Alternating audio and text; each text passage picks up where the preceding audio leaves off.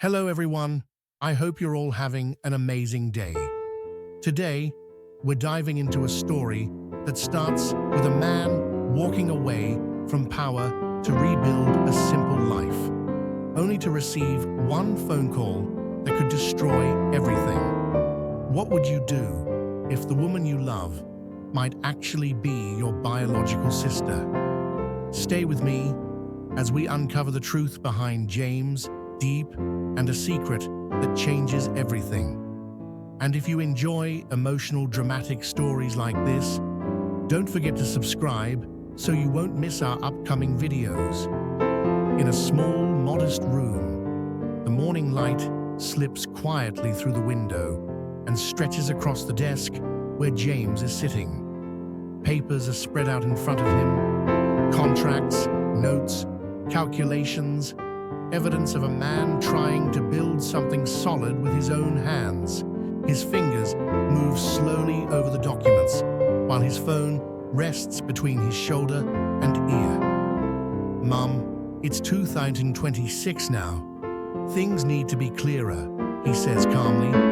"If buyers and sellers don't make everything transparent from the beginning, it only leads to misunderstandings, or worse."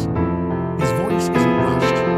It carries weight, the kind of weight that only comes after someone has been through enough storms to understand how fragile success can be. On the other end, his mother responds gently, her tone warm but firm. "Then make the contract clear and convenient. Protect yourself first." James nods, even though she can't see him. His eyes drift away from the papers and toward the distance outside the window, toward the pomelo orchards in Vien Chio Hoa and Xuan Van, places he once walked through with Hung, discussing land, trees, soil quality. Back then, those visits felt temporary. Now, they feel like roots. This isn't just business anymore. It's not about being a former CEO or proving anything to anyone. It's about reclaiming himself. He stands up, exhales slowly, and leaves the room. His heart feels lighter than it has in years, but somewhere deep inside, there's still a tight knot, the quiet pressure of family expectations he hasn't fully escaped. The scene shifts to another call. "Hung, check the contract carefully. Print about 20 copies," James says. His tone is calm but decisive. There's no hesitation. It's the voice of someone who has finally chosen his own direction, even if that direction leads far away from the polished offices and luxury lifestyle he once knew.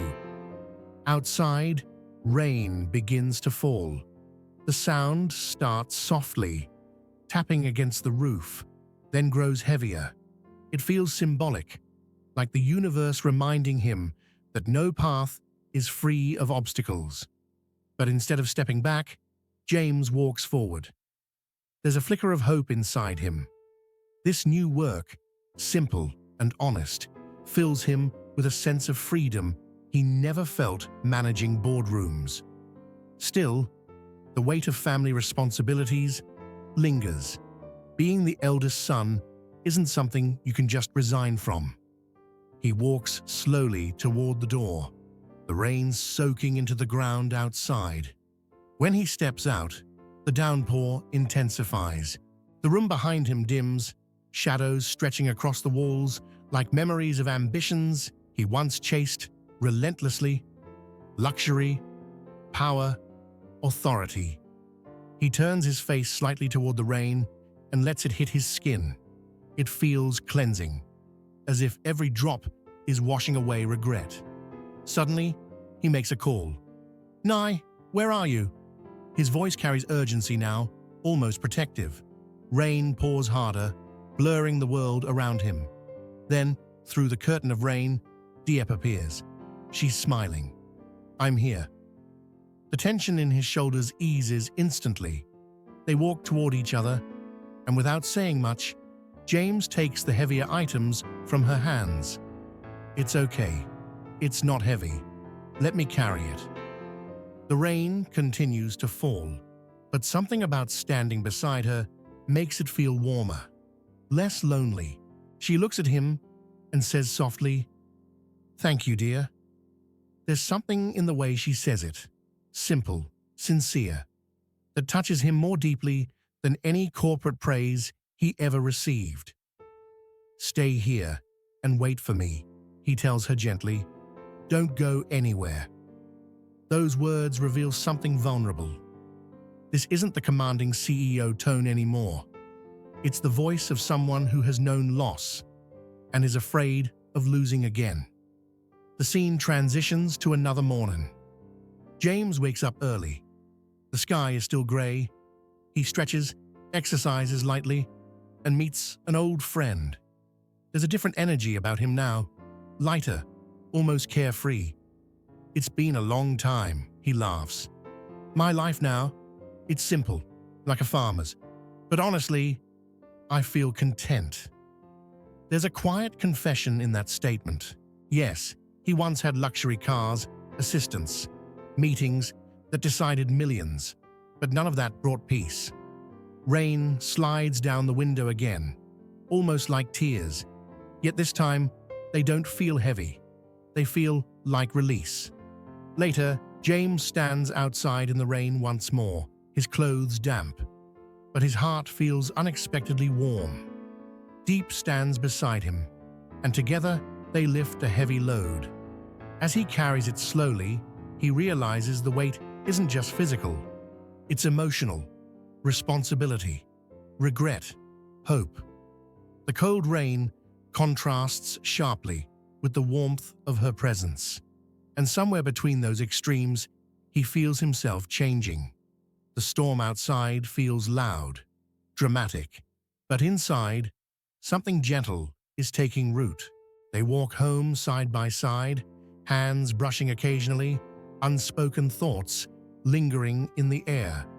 There are regrets neither of them speaks aloud, but there is also undeniable hope. The rhythm of the rain almost matches his heartbeat. Each drop feels like unresolved tension, but also like nourishment for something new, growth after chaos. His gaze softens. He is no longer just running away from a past identity. He is slowly building a new one, from isolation to connection, from pressure to choice, from obligation to love.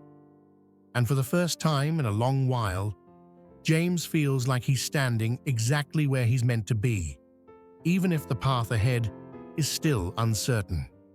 James sits across from his brother, the atmosphere noticeably heavier than the quiet mornings at the farm. The air between them feels thick, not hostile, but layered with years of shared history, expectations, and things left unsaid. "I've thought about this carefully," James begins, his voice steady but reflective. "I've decided to rebuild my life on my own." It's not a dramatic declaration. It's calm, firm. The kind of decision that comes after months, maybe years, of internal struggle.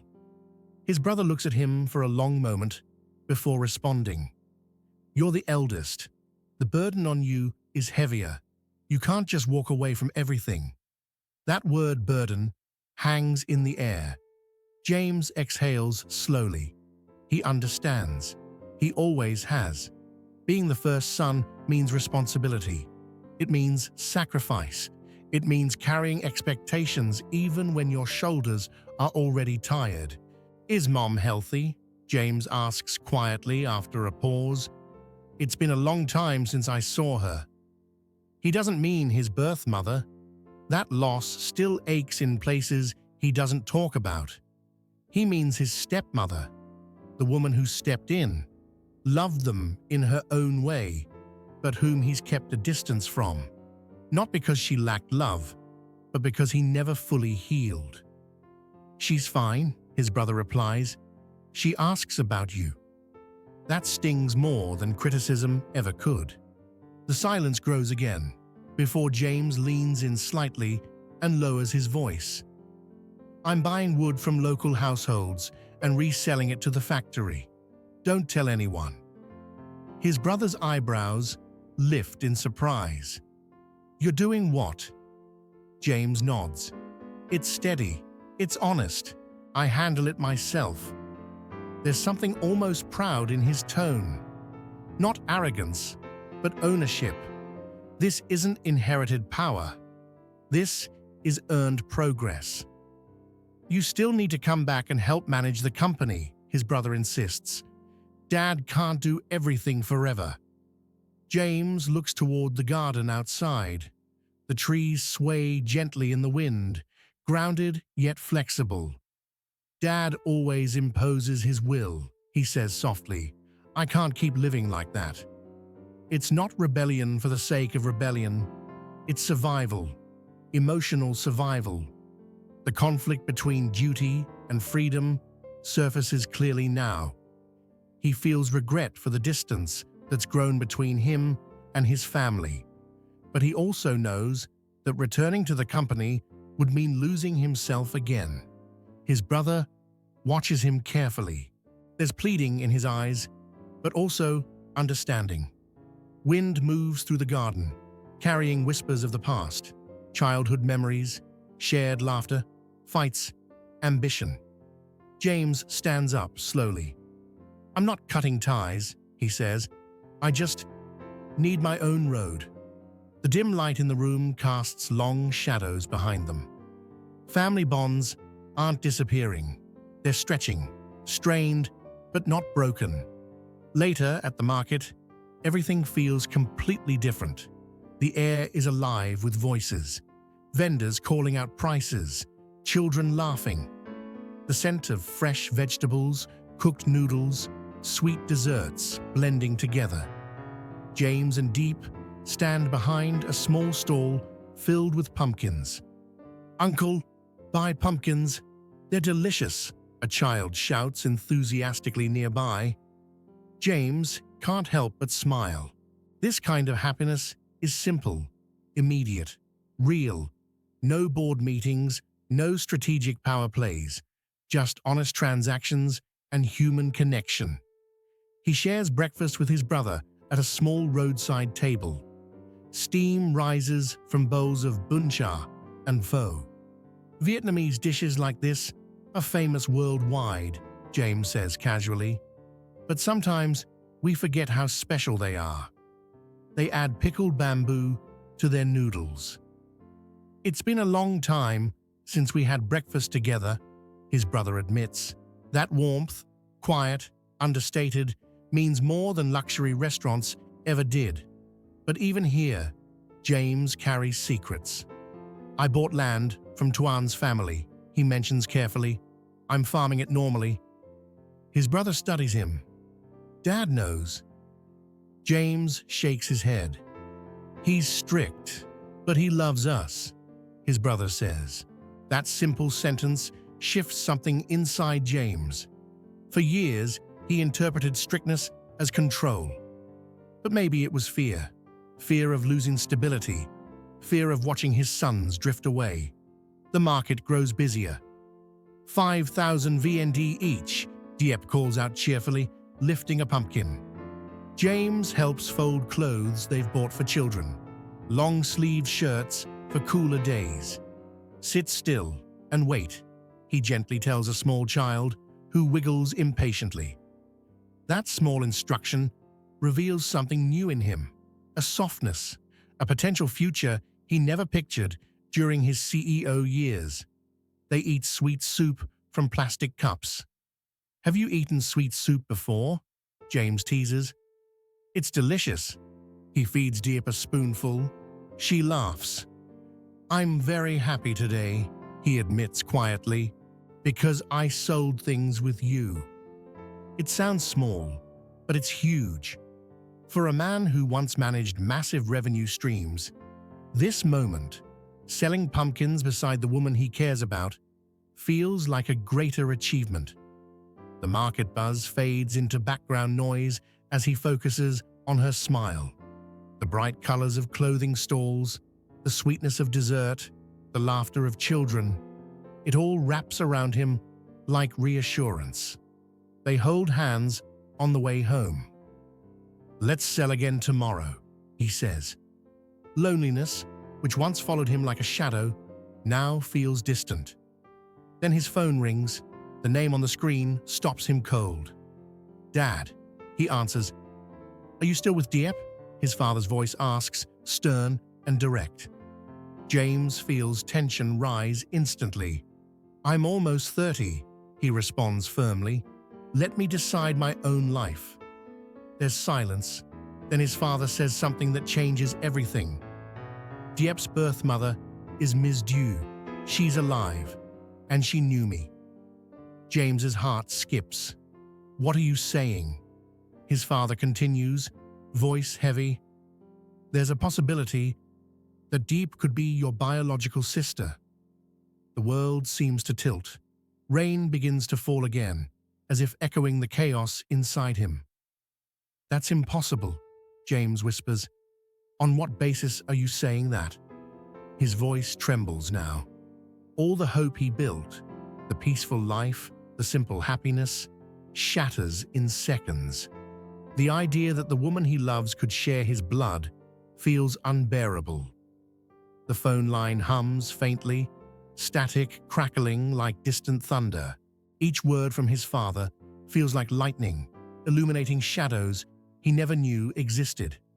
James stands frozen, rain soaking into his clothes, into his skin, into his bones. Identity, love, family, everything collides at once. His breath grows uneven. Regret floods in. Regret for choices, for assumptions, for not knowing enough about the past. But even in the shock, a small voice inside him questions it. Is this truth, or is it another form of control? The rain grows heavier, almost drowning out his thoughts. His father's tone carries authority, but also something else.